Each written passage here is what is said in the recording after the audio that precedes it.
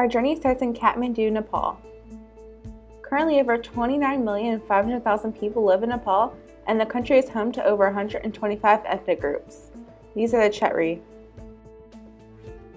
Nepal is a developing country, and it's natural to yearn to develop. It's a human right. We should all have access to electricity. But most countries in development have some problems.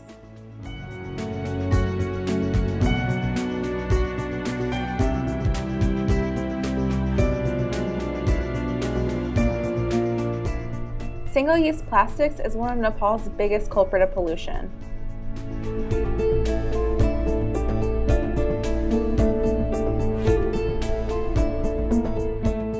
But unlike most developing countries, Nepal is trying to move in a more sustainable direction in order to preserve the country's most valuable resource, its wildlife.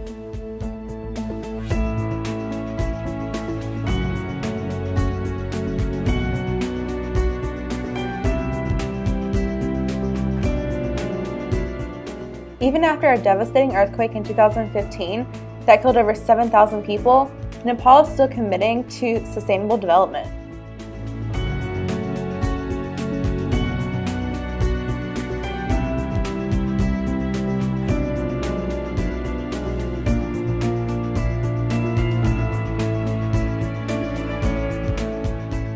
Upon arrival in Nepal, I understood where the country was trying to head, because this picture says it all. A young Nepali girl looks forward as a leopard leads the way to hope. The picture displays three key elements: society, the economy, and the environment. By focusing on these three areas, Nepal has made conservation not only possible, but a success.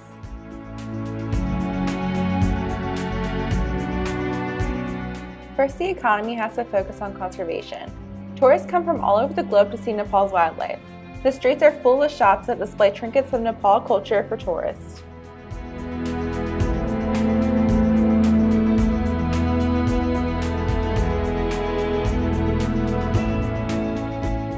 As many of the shops display animal figurines, it's clear that Nepali people understand wildlife is crucial to the economy.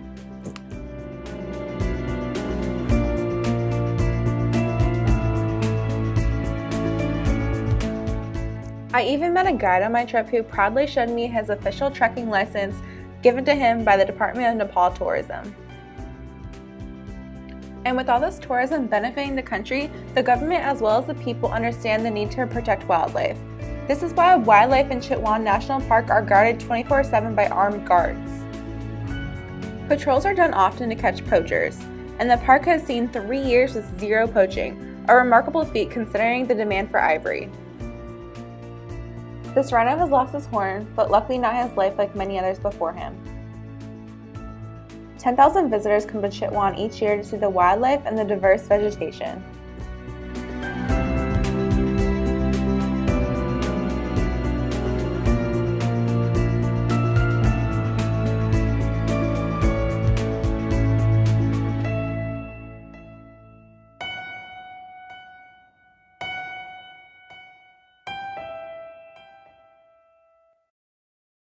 None of this conservation would be possible without the compliance of the local community.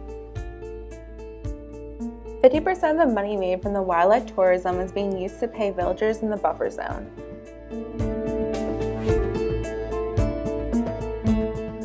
The idea of a buffer zone is to reimburse villagers for lost funds due to wildlife eating crops and livestock. The system put in place is working, as wildlife numbers are thriving in Nepal. Chitwan National Park is now known as the most well-preserved conservation area in all of Asia, and rhino populations have risen from 80 in 1962 to now over 400. In a time where there aren't many conservation success stories, Chitwan National Park serves as an example of how wildlife conservation can work with rural communities. Through Nepal, the world can now see when society, the economy, and the environment are all taken into consideration, conservation can not only be possible, but it can be successful.